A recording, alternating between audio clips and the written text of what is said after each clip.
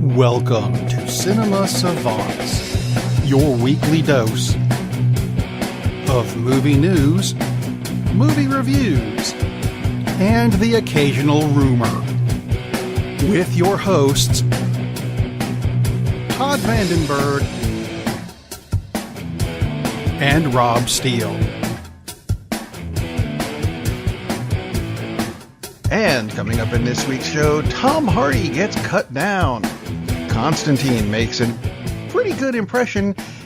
And it's The Incredibles 2 meh edition. We'll talk about that trailer. Joining us this week would have been Ted Hicks, but according to his email, he got tickets to some morning Bernie Mac concert. Not really sure how that happened because I thought he was dead. Anyway, Bernie, not Ted. But to start with, just to further complicate Ted's emotions, and we really can't put this off anymore. There's a movie that we've been talking about for months. Yes. And, you know, the slogan of the show is, we watch movies so you don't have to. And Todd really took one for the team this week. I tried. Out on Netflix this week is a movie we've made fun of, like pretty much everyone else. But none of us have actually seen it because it was such a bad idea. But Todd, in his commitment to the show, tried to watch the Emoji Movie on Netflix. How did that go? Now let me start off by saying I did not fully take the shot, okay? Because when it started, I flinched, I ducked away, so I was grazed. I was grazed by the Emoji Movie. I got through 6 minutes and 50 seconds of it on my initial attempt. And I said, okay, no, I can't do it. This is too much. I came back to it, and I watched, I didn't track exactly, but I watched maybe another 7 or 8 minutes of it. So that's all I've gotten into the film. That's all you needed to, I think. Well, I will attempt to finish it this week. So then next week I can legitimately say, okay, this is how it is, and maybe it gets better. No.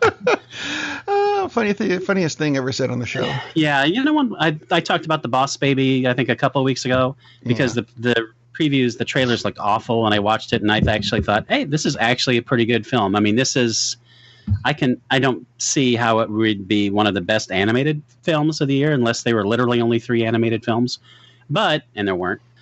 But I actually enjoyed it. I thought it was fun.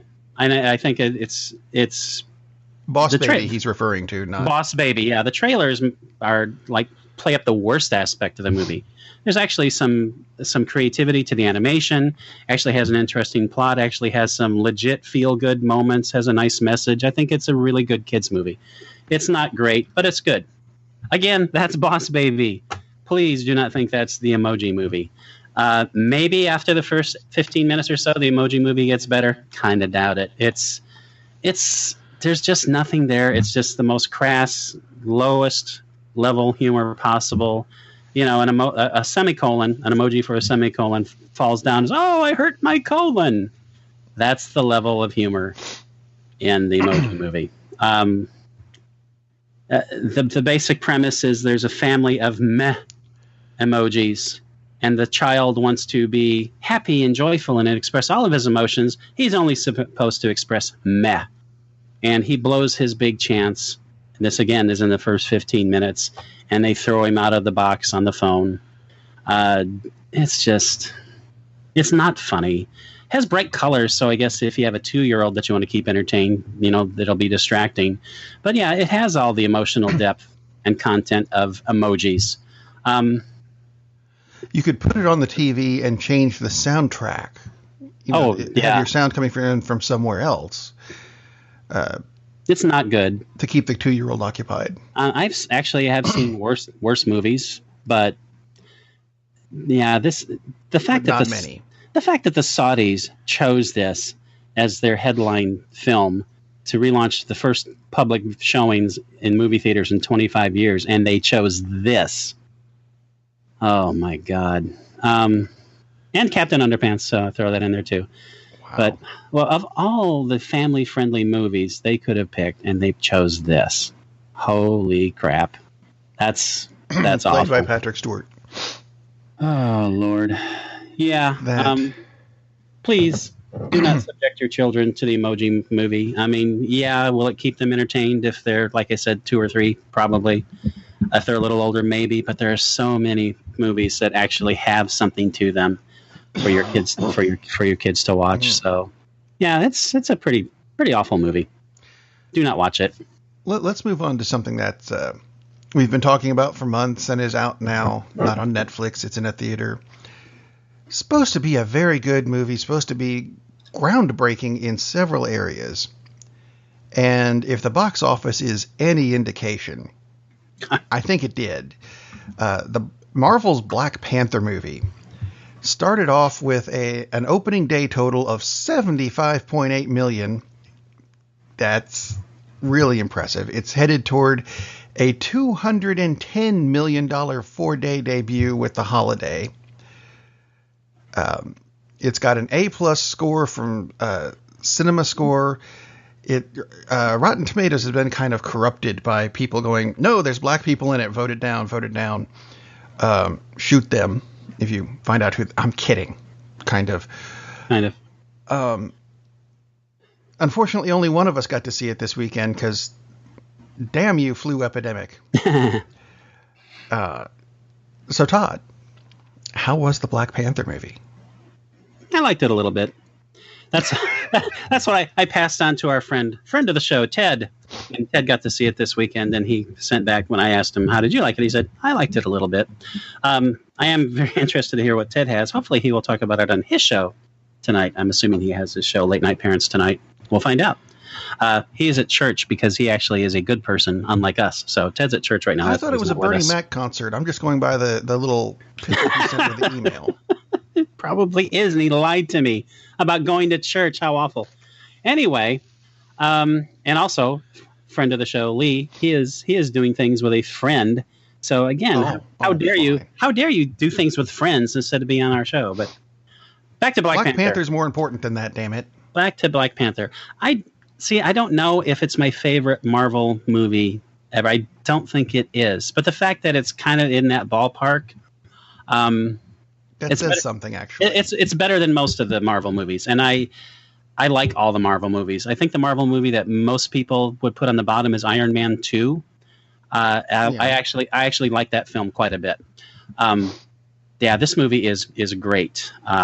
It's got action, has intrigue. It's one of the reviews talked about how it's kind of Marvel's take on the James Bond espionage thriller, which it kind of is. I mean, there's a scene in the casino where they're meeting, where they're trying to track down some arms dealers. That definitely sounds like it's lifted out of a James Bond plot, right? Yeah. It has. I was expecting this to be a little bit heavier, more message oriented, just because of the early talk about it. It is message oriented, definitely, but it still has the Marvel trademark humor. There's lots of humor in it. I mean, not like Thor Ragnarok, because let's face it, that's a buddy road movie. Yeah. Cloaked in a superhero flick, but there's still the typical Marvel humor that lightens the moments. As always, everybody in it is freaking amazing. The cast is awesome. Chadwick Boseman is excellent. He kind of suffers a little bit from the problem that virtually every hero does, in that the hero has to react to what's going on with the villain. So the villain usually has the better role. I can see that. Michael B. Jordan is off the chain amazing in this movie, and he's always good. But he's the villain. He might be the most reprehensible, worst villain, as an evil villain, in any Marvel movie yet. And remember, we've had the Red Skull, okay? Yeah. Wow. He is a bad person. Very bad.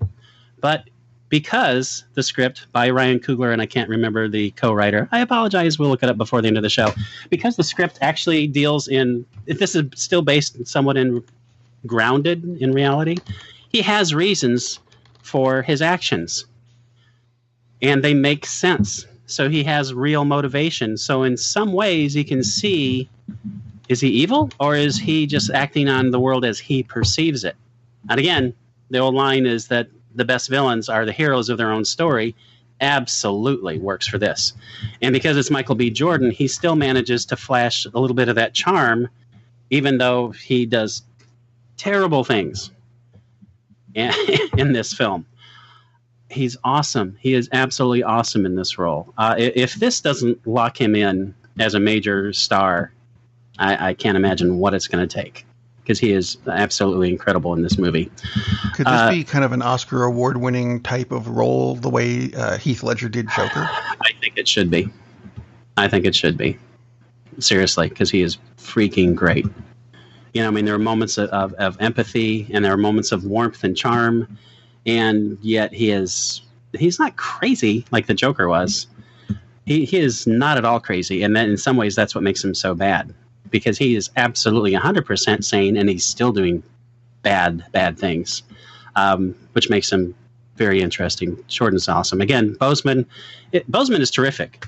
It's just that he didn't have the role that had the flash to it. There's a lot of depth to his role, but didn't have, wasn't able to do those things.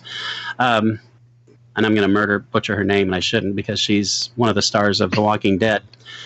That's kind of why I'm glad that you're doing the review of this, because I looked at the cast name, and I have issues with names anyway, like Joe Robert Cole, who's the other writer. No, I don't have problems with that one. Thank you, Joe Robert Cole. Yeah, some of the names, script. I'm like, I really like you in other things, but I cannot possibly pronounce your name. Well, you can handle Letitia Wright. Denai Guerrera, who is on The Walking Dead, that character is going to be written out, I think, at some point, because she needs to be on the big screen. She is awesome on The Walking Dead.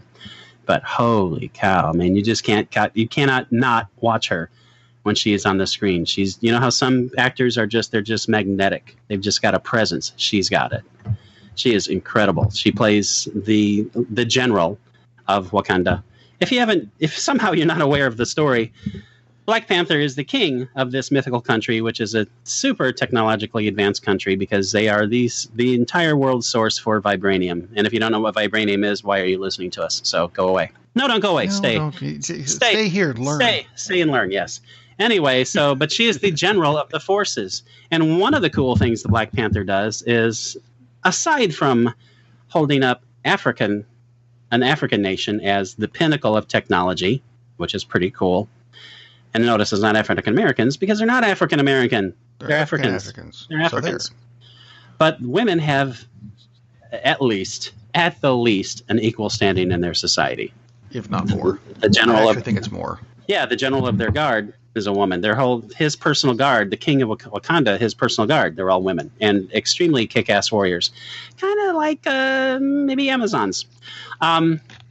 The high-tech genius, his sister, played by Letitia Wright, she actually has the best comic lines. She's not the only one, but so she's kind of comic relief, but she's also like Wakanda's version of Q, if this is again a Bond film. But she's more important than that as well. And Lupita Nyong'o, who is South African, she plays an ex-lover of the king, who is also involved in this, and she is a spy. So that's the triumvirate of the important women. Angela Bassett, who is amazingly kick-ass. I mean, she has like a very secondary role. She's mom. She's great. But I mean, when Angela Bassett is like the third most important female role in your movie, you have some awesome acting going on, and awesome parts. The writing is terrific. The direction is terrific. Some of the action scenes, they're so high-paced and frenetic, you almost can't see what the hell is going on. And it's not that you can't see what's going on. It's not blurred or anything like that. It's not a technical problem. It's just so fast-paced. It's like, holy crap. It makes sense, because that's how fast the fighting would be. There are several great action scenes. There are scenes of a lot of raw emotional depth. And given all that, the background, in case you can't tell by my voice, I am Caucasian. I am not of the persuasion that grew up in a country where Stepin Fetchit was, at one point, the lead African-American actor of the time, a guy who only played roles of a subservient, basically, fool. That's where Hollywood was at one point in this country. It was a revelation when Sidney Poitier broke out and got lead actor roles in the 50s and 60s. And he was basically by himself for decades. So Which is horrible because he was awesome. He's awesome. Yeah, he's incredible. Black actors have been given short shrift, let alone black directors. Are you kidding me? A black director in Hollywood? That's really funny. That's why there was black cinema, because that's where Mario Van Peebles, he had to make his own work because no one would fund anything. So for Ryan Coogler to come along and get the gig, and thank you, Marvel, for trusting this guy. You should have. I mean, based on Fruitvale Station and Creed, and obviously you did the right thing. It's been said that Chadwick Boseman, there was no discussion, there was no interview process, there was no audition. Kevin Feige said that, okay, well, obviously Chadwick Boseman is the Black Panther. That was it. They said, he's it. We're done. The fact that there were only two not leads, but characters of any importance that are white in this film. One is a secondary villain, one is a secondary hero. They're important, and they both do a really good job, but they didn't really need to be in the film. Although there is a good joke about them. Yeah, there is. Because, Martin Freeman and Andy Serkis, both from the Hobbit and Lord of the Rings movies, so they're the Tolkien white guys. Yes, which is lovely. That turned out really nice, I think. Which is lovely. As a joke. But the fact that this huge Hollywood success is helmed by a black gentleman, stars, black men and black women working together. There are no subservient blacks. I can't imagine what that would mean to someone in the African American culture. I mean, literally, I can't. I mean, I thought it was terrific. I thought it was awesome. But to come from the culture where, if there's a black hero, he's a sidekick. Yeah. And I love Falcon. Very cool character. We have talked before about, man, don't screw this up. When you move on from Steve Rogers as Captain America, Anthony Mackie better be pulling on the costume. He needs to be the new Captain America. I mean, that's the way they did it in the books. I don't see any reason for them not to do that. Exactly. I'm much more interested in that version of Captain America than the Sebastian Stan version of Captain America anyway. So don't want that. Hopefully they do it right. But regardless. Although I did see an interesting thing, because they're talking about redoing all the cast after the fourth Avengers movie. And something they did in the books was Iron Man is no longer Tony Stark. Right. It is a young African-American woman. Mm-hmm. And a lot of people are now saying that Letitia Wright should take over that role. And she would be awesome. I think that would work. Really nice. And because the way the character is done, she's definitely a smartass. So you still have that aspect to the Iron Man persona of being the tech genius, but also being the resident source of snark. So as opposed to Stark. So that would totally work. That'll do. A seriously awesome movie. And like I said, we're talking about box office. You mentioned $210 million. There was an article that this has set box office records, all-time records, at 33 AMC film theaters. They didn't release which ones, but there was a story that one of them is in Atlanta, and they chose to have 84 screenings on Friday of Black Panther. So obviously they decided this is the Black Panther theater.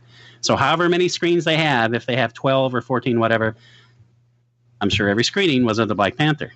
And yeah, we were talking about this before the show, how that's the kind of movie that, any other movie that's not going to sell out, get it out of the theater. We're going to put Black Panther there, and people are going to come see it. Exactly. And they did. Exactly.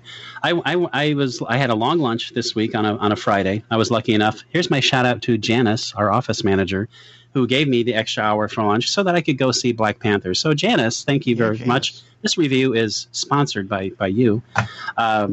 She asked me to do this, so I did this. But seriously, thanks. That was excellent. It is kind of weird to stop work, go see a movie like this, and then come back to work. It's like, it's hard to kind of get your mind right. But I don't want to go back to work. I want to go back and see it again. No, I want to fly a plane and put on a vibranium suit that absorbs energy, and then I can channel it however I choose. Which, again, the power set for Black Panther is again, different and very cool. And there's so much to like about this movie. This movie is just so cool. But, I mean, this is a cultural thing. Hopefully, this can be a cultural thing for the black community, and it seems like it might well be the way Wonder Woman has helped the status of women in this country. And it's like, yeah, and the white guys are going, yeah, whatever. It's like, you have no idea what the hell you're talking about if you think you're not coming from a source of white male privilege, because that's what this country is. It is the white male privilege country. And frankly, I think it's about time we all kind of share equally. That's kind of what we're supposed to do.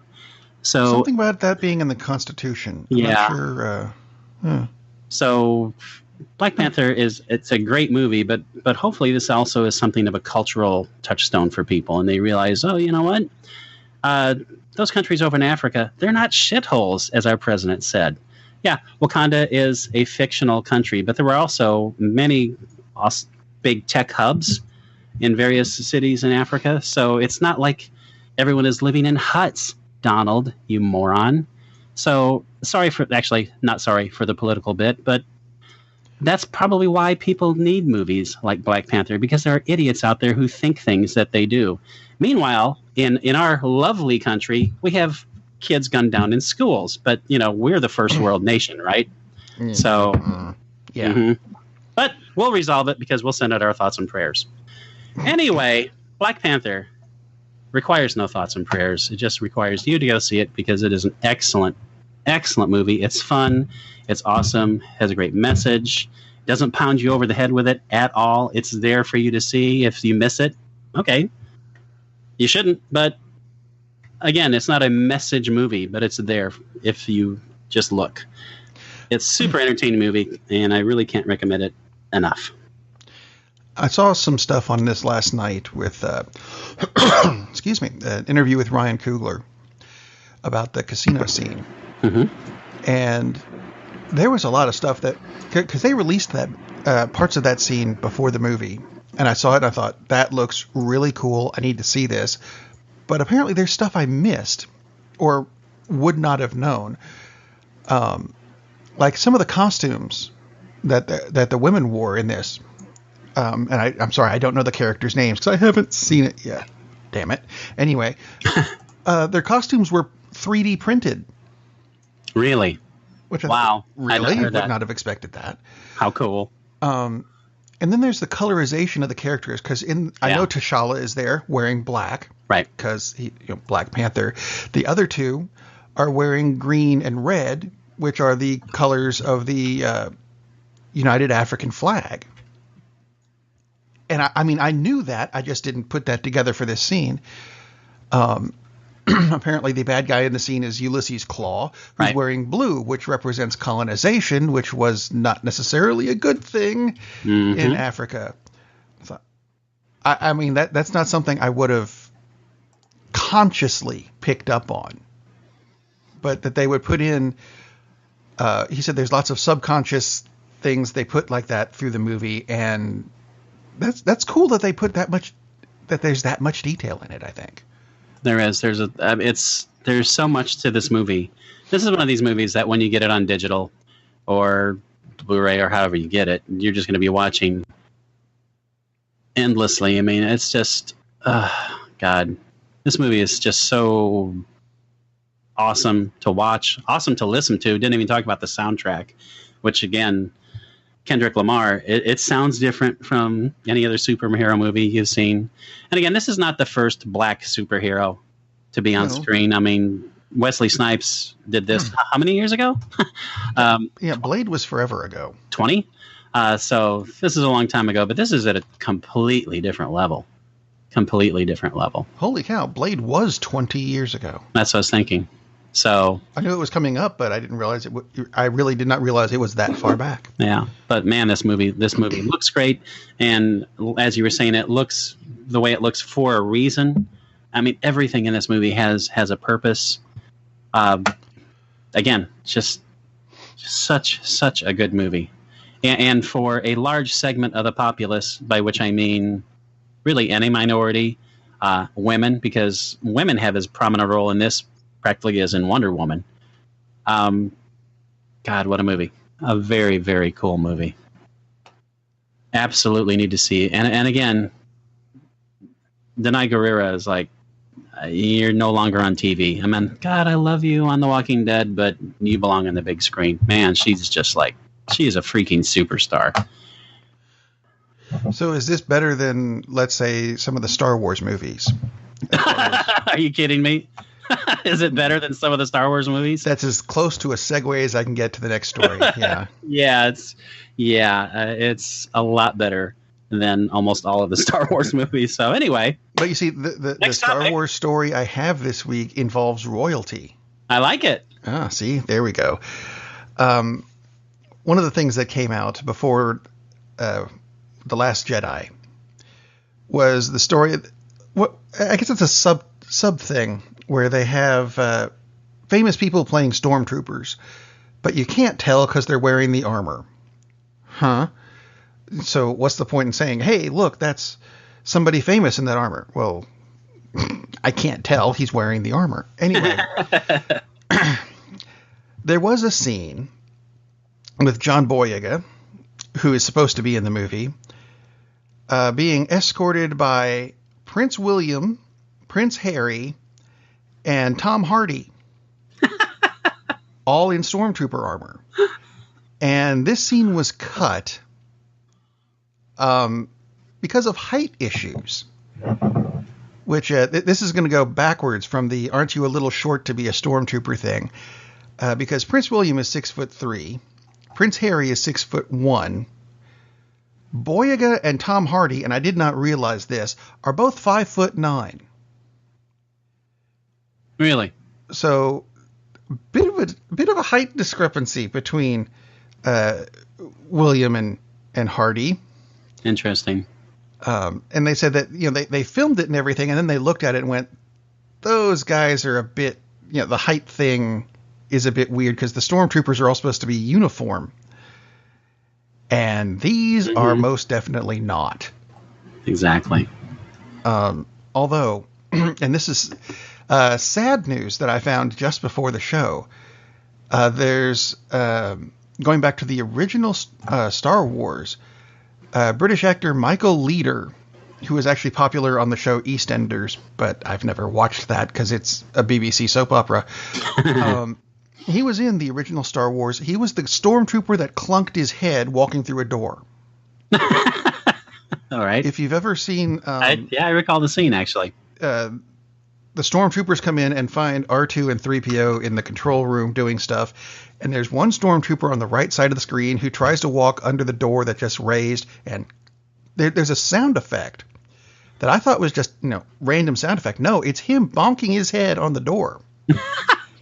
And now you're going to tell me the part that makes me not laugh. Yeah, he died this week. Yeah, which is sad, but the headline I thought was stormtrooper who bonked his head in the original Star Wars movie has died. God, he must have he hit it really hard, didn't he? Wow. Yeah. I did not realize he was that popular. I wonder if they checked him for CTE. Yeah, boy. Yeah, I shouldn't. To clean up after my mocking death twice now. I'm going to jump back just briefly to Black Panther. You were talking about costume design. Anthony Francisco, one of the senior visual development people. He was apparently, I don't know if he's in charge of illustration, but he did a lot of the work on the costumes for the Dora Milaje, and Okoye, who is the general. Again, that's the one played by Denai Guerrera. He actually painted her into the character before she was cast. Ooh. Interesting, because he's such a big fan of her work on The Walking Dead. So it's interesting that the costume design thought, who'd be great in this role? I was like, you were right, dude. Totally great. Anyway. Yeah. I'm just watching this brief little GIF, and it makes me want to go see the movie. GIF, whatever. GIF. It's a GIF. It's peanut butter. It's smooth, and it's tasty. Therefore, it's graphic GIF. Interface format. It's still a GIF. Anyway. No. I know it's a GIF. Like, God, you're gonna give me because it's stroke. it's a gift to mankind. Therefore, it's a GIF. God, yeah. I may go see this movie again this afternoon. I mean, it is. God, it's a very, very cool movie. Very cool movie. Anyway, back to the show. So Tom Hardy, right? Back to him. 5'9", which is considerably shorter than the 6'4" that Hugh Jackman is. Yes. So Tom Hardy as Wolverine in the recasting? ? That's been brought up this week once people realized, wait, he's short-ish? And wide-ish? I don't know. Yeah, he's definitely built much more like genetics, Wolverine. Because he didn't grow any taller. he's definitely. Oh, you mean casting? He's definitely built more like Wolverine than Mr. Jackman got jacked, no pun intended. But Tom Hardy can get like. Remember how he looked as Bane? Yeah, Tom Hardy can get like seriously jacked, and again, Jackman is excellent as Wolverine. But if someone could step into the role and not screw it up and not make people think, "Damn, where's Hugh Jackman?" It'd be Tom Hardy, because he could be a little intense. If people have seen Revenant or really anything Tom Hardy has been in, but yeah, I'm pretty sure Tom Hardy could pull off Wolverine in his sleep. I would love to see that. I would absolutely freaking love to see Tom Hardy as Wolverine. There we go then. Or if you need someone who can't really act that well, Vinnie Jones. He would be a fun Wolverine too. No. He was a hideous juggernaut. I knew you would think of Juggernaut immediately. That's why I gave you Vinnie Jones. Anyway. He was okay on Elementary as a hired hitman. He was horrible as one of my favorite X characters, Juggernaut. No. Vinnie Jones is one of the 20 best ex-footballers that is an actor right now in the world. And since soccer players, by the the way. And since those of us who live in the States. And since I only know of one, Vinnie Jones, don't be busting. He's the best by default. Yeah, he is. But yeah, Tom Hardy would be freaking awesome. That actually would make me want to go see a relaunched, a revamped, a rebooted Wolverine movie. Well, they're relaunching another character. Let me guess, Robert Pattinson as Magneto. As Kitty-Pryde. No. Although that is the movie they're coming out with. Michael Bendis. That was a spit take right there. Oh, yeah? Really? Brian Michael Bendis. That's good. Too many names. Who's actually a comic author. Indeed he is. So that's a good thing. Supposedly teaming with Tim Miller, director of Deadpool, doing what they're calling Codename 143. No, it's a Kitty-Pryde movie. Which, for those of you who don't remember Kitty-Pryde in the movies and never read the books, she's the one who walks through walls and apparently somehow sends people through time. Because those go together in a crowbar must wedge this into the plot somewhere decision. When did that start? It in the Days of Future Past movie. Oh, gross. That's right. Never mind. Where someone at 3 a.m. said, we need to figure out how to send them back through time. Kitty can do it. We'll write it in. Get me a crowbar and some Astroglide. We'll be able to fit this into the plot somewhere. And no, it doesn't. So, like I said, Kitty has never really been one of my favorite characters. But, it'd be nice if they did it right this time. But a movie, a Kitty-Pryde movie, seriously? She's never had, that I recall, she has never had her own comic series, mini series. Right. There was, Kitty-Pryde and Wolverine as a series, and she's had solo books, but not. There are a lot of X-Men characters that I can see doing a solo movie of, or more wisely, a team up of, instead of Kitty-Pryde. That's kind of odd. Do the Havoc Wolverine miniseries. There you go. That almost seems like they just had a big bullseye with like 50 X-Men characters, and they threw a dart and was like, Kitty-Pryde, that's our next movie.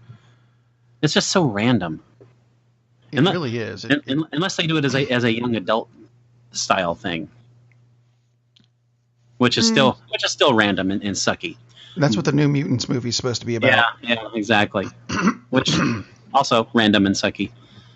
We'll find out about that. Yeah, we will. But it's like they have holding out very minor hope. It's an X-Men movie. I have very little hope for the whole series. I was just about to say, as you have said, probably almost every week, and deservedly so, Has there ever been better material that has been more poorly used repeatedly than the X-Men franchise? I mean, all these characters with just tons of depth, tons of material to go into. And what do they have to show for it? X-Men 2 and Logan. I mean, to me, that's what they've gotten out of it. Out of all of this. I'll give it the first half of X2. Yeah, and I know why. It's just... And Logan, to me, they absolutely screwed up the opportunity. They could have had one of the best movies of the year. I mean, like, not comic book movies. They could have had a great movie. And instead, they had a really good movie. And it's nice that you put out a really good movie. But when you've got the material to make a great movie and you're too stupid to use it, which they have done over and over and over with the X-Men, I just don't get it. It's like Warner Brothers is running that division of Fox. It's like, oh, we got great source material. Let's ignore it. Let's write our own stupid plot because we know what better than like decades of comic history. That sounds like a segue into the DC movie news of the week. Woohoo! Of which there is none. It's all TV news. If you're not watching Legends of Tomorrow, but are a fan of the Constantine series, you missed a really good show this past week. I did. I did. Constantine is now kind of part of the Legends of Tomorrow show. He was in this past week's show, which was probably the best show that this series has had. Really? Basically because it's a Constantine show with a Legends guest starring. Oh, nice. If you get the opportunity to go back and watch it, do so. It was really good.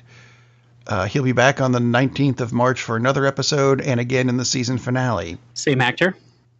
Yeah. Oh, excellent. I like that. Absolutely. That's smart. Because there's smart. a lot of people who watched the series, which for some reason was on NBC. Right. Which was like the worst possible decision. Well, it could have been on the Christian Broadcasting Network. That would have been worse. But yeah, I did not understand. The Fishing Network. Yeah, I didn't understand putting Constantine on NBC. That has never fit anything NBC has ever done that I know of. Constantine should have been on FX, AMC. He's from a book called Hellblazer.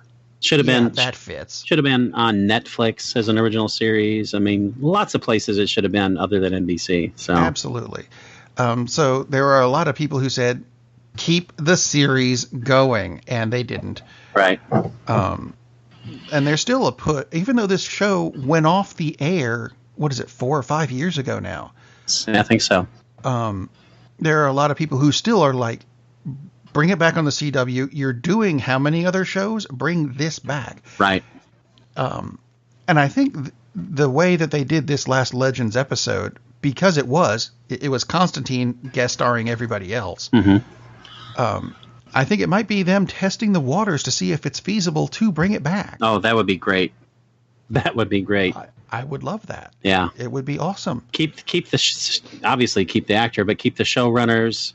Or at least bring in people with the same sensibility, because I really enjoyed Constantine. I really like that show. Now, there's also the DC streaming service that's coming soon. And you know what? If you want to put it there, there's a way to get me to buy it. Yeah.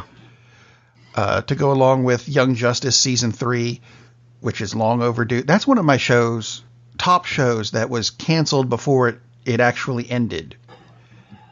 They ended that series, which is, in my mind, probably the best DC animated series, and I'm including Batman the Animated Series. Wow. It really is that good a show. And they ended it by going, look, it's Darkseid for the last 7 seconds of the last episode. And you kind of go, wait, no, you can't put the big bad right there and then, we're done. We're done forever. I have a question for you, and I'm sure you know the answer, which is why I'm asking you, because I wouldn't ask you if I didn't think you had the answer. Anyway, the DC streaming services, I'm assuming that they will include things like the original Batman animated series, Justice League Unlimited, all those. Are they going to be on there as far as you know? Or is there They have not announced what's going to be on there. I didn't think so, but I knew if anyone knew, it would be you. So yeah, apart from Young Justice and the live-action Titans series. Yeah, that's not enough for streaming. service. Yeah, 2 shows. No. So, and hopefully they did announce Constantine. that a guy named Bruno Bashir, I might be mispronouncing that, he's been cast as Dr. Niles Calder, or the Chief, in the Doom Patrol series. He's been cast in the Titan series, kind of implying that Doom Patrol will show up at some point. That would be nice. As in a live action form. series? Oh, that would be cool. Doom Patrol is very underrated. Very underrated. It is. It's a very weird group. It is. That would be awesome. See, for Doom Patrol, I might kick in. Okay, I can kick in $6 a month for the DC streaming service. Although, as we have complained, or I complained at least, probably I agreed. Maybe 2 years ago, that is like, I really don't want to get to the point where there are like 17 different streaming services that I have to have. This sucks. Boy, talk about having to cut the cord on cable. My entertainment monthly bill will be $500 at that point. It's like, can't really do that. No, I can't. Anyway, Doom Patrol. Sticking with superheroes and kind of a remake, kind of remaking stuff, I guess. I don't know. We haven't done that part yet. Has there ever been a superhero with sticky powers, like Mucilage Man, perhaps, or? There has been, but I cannot come up with a name at the moment. It needs to be Mucilage Man. Or Mucilage Maid. She could be part of the Legion of Superheroes from the 20,000. Anyway, go ahead. I'm sorry. Wow. Mucilage Maid. Ugh. Hannah Simone is not playing Mucilage Maid. She is playing the lead in the remake of The Greatest American Hero. Yeah. I'll be honest, I am not familiar with the show New Girl or Fresh Off the Boat, so I have no idea who she is. Do you have it? I've got a picture of her, and she doesn't look like William Catt. No, she does not. She looks like the anti-William Catt, which is okay. William Catt was cool, but I really like the casting. I have not seen New Girl. I'm familiar with the show. I've not seen Fresh Off the Boat. I saw the trailer, some clips for it, and it looked intensely stupid, like a lot of current network comedy, so I'm not going to watch it. But I'm not going to have to watch some of New Girl, which I've heard is actually pretty good. And I think that has, the singer-actress, anyway, it'll come to me later. But anyway, so I'll have to watch some of New Girl just to see Ms. Simone, to see how good she is. Because hopefully she can act, because that would be nice. And of course, it's a comedy, so the fact that she's in 2 comedies has a pretty good portent for the future. Overall, just in general, without knowing the quality of her work, I think that's very cool. I like the fact that they're switching it up, for the female hero instead of the male hero. I mean, why not? I mean, I think we have plenty of white male heroes still, so that's cool. I loved that show when it was first on. It was goofy, but still but William Catt played it kind of straight, but not really. And I don't mean as in his sexuality, so don't even think about that. But William Catt was another underrated actor. He was very, very good in that role. And so I'm hoping that she can carry on that attitude where, they take the work seriously, but I mean, as far as the work within the context of the show. Oh, we've got to save the world, and we've got 60 seconds or however long he had. Or an hour. I think it was an hour. There was a show where the guy had powers for 60 seconds, which was a really goofy comedy. I'm excited about Greatest American Hero. I hope they have the same theme song. The theme song was awesome. It'll be cool. It'll be very, very cool. Connie Selica won't be in it, though, I'm guessing. And that's a crime. That's a crime against humanity, personally. Although, maybe Connie Selica could be in it as the Robert Culp role. Wouldn't that be cool? That would be awesome. See, that's the thing. There's an idea. Hey, guys. Robert Culp, also very underrated. Robert Culp was fun to watch. And he was very fun. Who should play the Robert Culp? If Connie Selica doesn't do it, and that would be cool. That would be great. Who could be the Robert Culp thing? Oh, Tommy Lee Jones won't do it, but Tommy Lee Jones would be great. I would love to see him play that role. Or go back in time and, here you go. Get Kitty-Pryde to go back in time, pick up Robert Culp, and bring him to now, and Robert Culp can do it again. That would make me happy. Robert Culp had a weird quality to him that it's really hard to pull off. And not many actors can do that. Kind of the the charming, sardonic, smartass that you still like. That's not easy to pull off, actually. And he did it effortlessly in like virtually everything. He was great. Will agree. Other female superhero news, kind of. The Incredibles sequel trailer came out. Yes. The second. Have you watched it? Because the second one, I've not watched the second one yet. I understand you have a particular viewpoint about the second. I don't like it. Why you don't like? What we find out in this trailer is Frozone comes up to the Incredibles family and says there's this billionaire guy who wants superheroes to come back. And he doesn't grab Mr. Incredible or either of the kids. He grabs Elastigirl. Gives her a new costume, and Elastigirl gets to go off and do her own adventure stuff. She has a motorcycle, which my daughter didn't like. Not sure why. They're not safe. Well, she's made of rubber. If you're made of rubber, yeah, that's pretty much pretty safe. When she falls and goes splat, she actually pulls herself back together. She'll be fine. Exactly. So Frozone and Elastigirl go off and do this, and it turns into it's not a movie where we go watch them do the superhero stuff. We get to stay at home and watch Mr. Incredible try to raise the kids. Well, it turns into a babysitting movie, and I'm hopeful that that's going to be like the first act of the film, and it lasts like 15, 20 minutes. 10. No. They showed everything that could be funny in the trailer. That would be good. Yeah, I don't need them to turn The Incredibles 2 into Mr. Mom. Mr. Mom is a fun movie, but The Incredibles 2 needs to be more than that. And I would imagine it would be. I'm hopeful that would just be just a full sequel, a blip stuff. A blip in this film. Yeah, that needs to be. And I have faith that it will be. I imagine they just because it's early. This is not a full trailer yet. This is not the final trailer, so they're saving. Although it is coming out in June or July. They're saving the good stuff for Memorial Day weekend. The trailer, I mean. So I hope. It better be better than what you showed me before. Yeah, no kidding. I'm not happy. Yeah, the first teaser, I was extremely underwhelmed. It was like, really? This is what you got? So it was a lot cuter than what they showed later. But you know what? It's still Brad Bird. I got faith in Brad Bird. A lot of faith in Brad Bird. So I'm still thinking this is going to be an awesome movie. Let's see, other movies that have potential to be awesome. On February 19th, Netflix is getting the live-action Japanese version of Full Metal Alchemist. Tomorrow, by the way. That is tomorrow, isn't it? It is. I haven't looked at a date yet. Ooh, look, it's tomorrow. Oh, that's my birthday present for my daughter. Happy birthday, there you go. Full Metal Alchemist. There you go. Full Metal Alchemist. Indeed. I'm not terribly familiar with the anime that this comes from, but it looked good.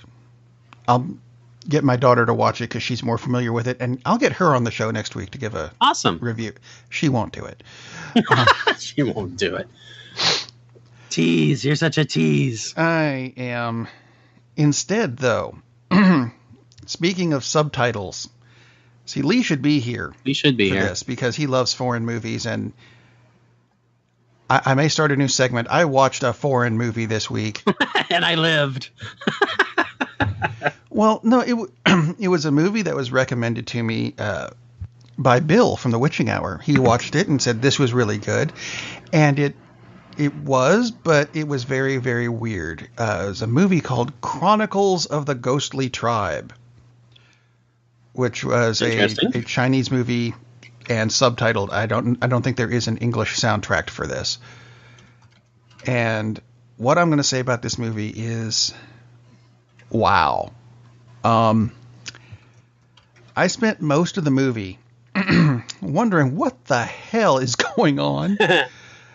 It starts in 1979 with the Chinese army helping an archaeological dig that finds 2 car-sized dinosaur heads. Ooh, I like it already. And behind them is a cavern, and in the cavern there's some bats that inexplicably are red until they change to the color blue, and when they land on you, you are incinerated instantly. I like it even more. Good. How to be incinerated. On the other side of the cavern is a lot of mountains with a lot of snow and a dinosaur that we never come back to. No, I don't like that.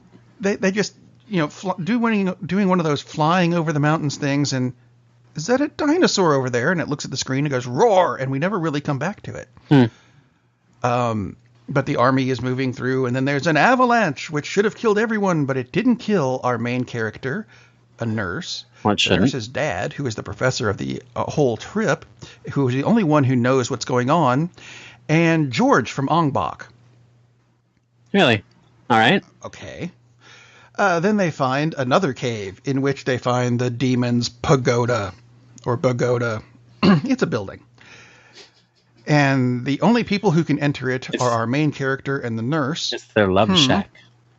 I don't know. But they're not allowed to, they don't actually make it all the way inside because you had to light a candle before they can go in.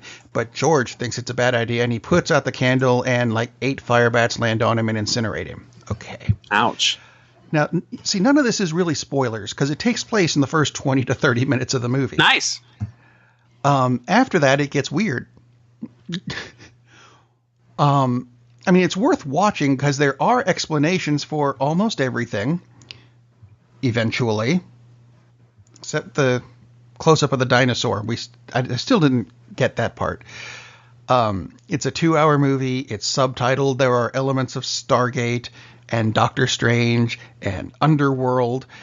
There's a guy who may or may not be a good guy. He's the only non-Chinese guy in the film, and he looks like Jason Marsden and Cillian Murphy had a kid. Very weird. There's a fat Elvis impersonator at a karaoke bar. There's a Chinese woman named Shirley. Shirley is good. And stop. I don't know why. Stop calling so me what's Shirley. not to like? It's on Netflix. Give it a watch because if you've got Netflix, it'll be free-ish. But IMDb, I did notice, screwed up the credits a bit. Did they? Because Jin Chen played Shirley and not Shirley's mother. That's kind of a bad error. That's racist of them. Is it? Yeah. I don't know. They didn't recognize the actor. But it was very weird. It had good effects to it, not all of which made sense. Hey, to me. It's got dinosaurs. That's a good movie. It does have dinosaurs that immortal dinosaurs, because they killed them like 8 or 9 times a piece, and they just keep getting back up. That's awesome. God, I want to watch this movie. See, it'll Chronicles after you get back from Black Panther. Chronicles of the Ghostly Tribe. Yes, Chronicles of the Ghostly Tribe, starring people whose name, apart from Jin Chen, starring people whose names I just can't pronounce. Well, I can't wait to see Shirley. Shirley turns out to be, she may or may not be the nurse. Interesting. There's a plot twist in there somewhere. This movie, the story takes place over several years, so there are gaps of, we started in 1979, now it's 1982, now it's 1985. Not that anyone seems to have actually learned anything between any of these gaps. No, of course not. So you could have just said tomorrow. But yeah, could have. And I'm still not really sure why there's an Elvis impersonator at the karaoke bar. But anyway, not a movie that's going to be recreated anytime soon because there was a budget to it. Was there? But a movie that will be recreated soon. See, segue. Nice. They're making Willy Wonka again. Only this time, Paddington director Paul King is going to be doing it. Now, I saw that in your pre-show notes, which, by the way, nobody listening probably cares, but I care. Rob does an amazing job doing the prep work, so we have an idea what the hell we're going to talk about, other than, I saw a movie, it was cool, or it sucked. So, when I saw the fact that the director of Paddington and Paddington 2 is doing Willy Wonka, because at first, there'd been talk about a Willy Wonka reboot, because like we didn't all suffer through Charlie and the Chocolate Factory. What an unmitigated freaking disaster that was. Yeah. It's like, no, we don't need another Willy Wonka movie. Just let us watch the original, which is awesome. This has a lot of promise based on, I mean, Lee gave us glowing reviews, fantastic reviews, ecstatic reviews. Absolutely loved Paddington and Paddington 2. And Lee has some good critical functions working in his head. Usually if he says a movie is good, it's really good. So based on that recommendation and the fact that what's Paddington 2 got on Rotten Tomatoes, like a 100 or a 98 or something ridiculous, and the user score is off the charts. It was 100 for a long time. I can look that up. Basically, everybody loves Paddington 2. So this sounds great. I don't have a problem with remaking even great movies if you can give it your own spin. There's no point in remaking. It is still at 100%. Wow. There's no, like Psycho. Gus Van Sant remade Psycho shot for shot. Because Gus Van Sant's a great director, but what's the point of doing that? I mean, that makes very little sense. That was a sad, lifeless exercise. I mean, that was kind of like, okay, I can remake it with lesser actors in virtually every case, and it just didn't work. It just did not work. But this definitely has potential. This is exciting news, and usually remake news is, oh my God, where's the Alka-Seltzer? This is cool. This is really cool. I like this news. Speaking of things that don't entirely make sense, kind of. Ooh, Talking Heads. That too. What's left of 20th Century Fox movie lineup, which is Talking Heads. They shuffled the rest of their lineup in a very bizarre kind of way. Was it the Hollywood Shuffle? I'm sorry, what? Was it the Hollywood Shuffle? Also an excellent movie, by the way. It could have been. Things like, let's say, Predator and Darkest Minds switched. So Predator is now coming out on August 3rd, Darkest Minds on September 14th. Why? No idea. They're done with both movies, so it's not like they've got anything else to do other than let's switch them. And there were like 15 movies listed that got new dates. So if you're looking forward to a 20th Century Fox film, check the date. It's probably been changed. And the one that made no sense. No. James Cameron's Alita Battle Angel, the one with the freaky weird eyes. Right. Is now moving to December 21st this year. What? Yeah. Yeah. It's like, okay. The reason that's really weird is because that date already has the Aquaman movie, the Transformers Bumblebee spinoff, and the Will Ferrell, John C. Reilly version of Watson and Holmes. Or Holmes and Watson, either way. That's already a bit crowded for a weekend. That's really crowded. Guess which movie's going to come in fourth? Yeah. Freaky Eye Girl? Yeah, probably. Why would you deliberately sabotage? And that's a movie that a lot of people who know the storyline, I am not one of them, have been saying this needs to be a movie. It needs to be a movie, and it's finally coming out, and you're screwing it like that? Although studios frequently deliberately sabotage films. I mean, they release them years after they're ready. They release them with virtually no promotion. Like Proud Mary got no promotion whatsoever. They just pretty much dumped it into the theaters. It's just like, hey, well, we don't think this is going to work. So basically we're dumping it. We're not going to hype it because half the cost, a lot of times half the cost is the promotion. So that sounds like what they're doing with this. Well, this movie cost a ton of money anyway. So they're doing what they can to just, okay, we're not cutting their losses. We're not going to spend another $100 million hype in this movie. So what it sounds like, we'll just put it out at the holidays, and it's like, people find it. It's kind of bizarre. Well, speaking of the Transformers movie, kind of, Michael Bay's birthday was yesterday, and he has a present for all of us. Actually, that's not true. Hasbro has the present for all of us, because Hasbro, the makers of the actual Transformers, signed a new big deal with Paramount, and they are rebooting the Transformers movies without Michael Bay. That is quite a gift. So, bonus points. They looked at the last Transformers movie, The Last Night, And, I mean, yeah, it pulled in $605 million and was nominated for every possible Razzie. It's just the special effects that people are going to see, and that's a screensaver. That's not a movie, I think. I agree. And so, see, we're ending the show on good news. We like good news. Yeah. Although I have two other little things to end the show with, unless you've got something. Do you have anything else to add to this week's show? Go see Black Panther. It's awesome. Well, yeah. We spent half the show saying that. Go see Black Panther, damn it. All right. Well, now we spent 51% of the show saying that. There we go. See? It's a majority now. Anyway. Weird TV news comes from the BBC this week. Because you remember Who Wants to Be a Millionaire? Yes, sadly I do. Well, it was big in the States. It was even bigger in the UK. Mm-hmm.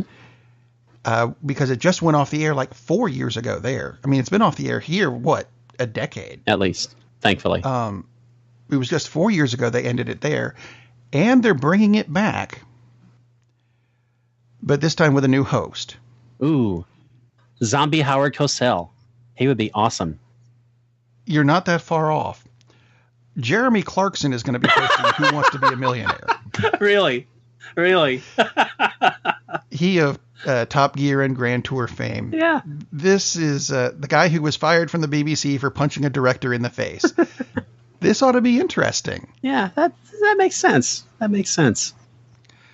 Other thing to leave you with is a movie quote of the week. I'm going to try to do that now. We like movie quotes.